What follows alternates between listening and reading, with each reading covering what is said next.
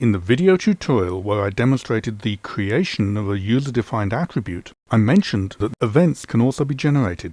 So I'm going to go back and define an event threshold by editing that same attribute again.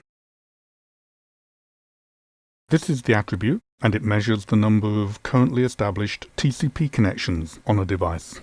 I can re-edit it by clicking the Edit button. I'll select a device to work with, and then go to the Events tab.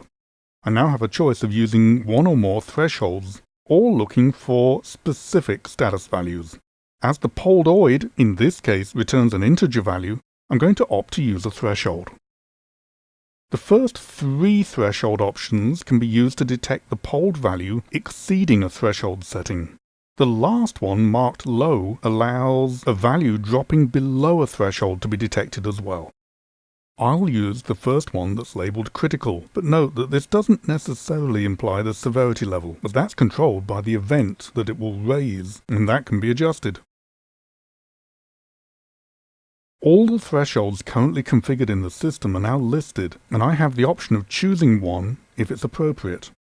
In my case, there isn't a suitable existing threshold, so I'll create a new one.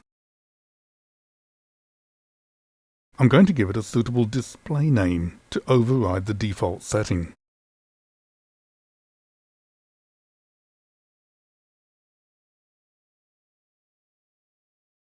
Related thresholds can be grouped in the UI, and you can provide the name of a threshold group for this purpose.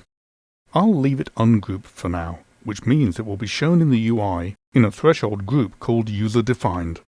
I'm also not going to define a unit, as it isn't appropriate for this example.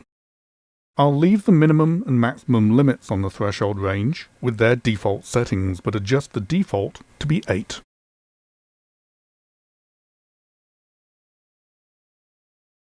That can now be selected.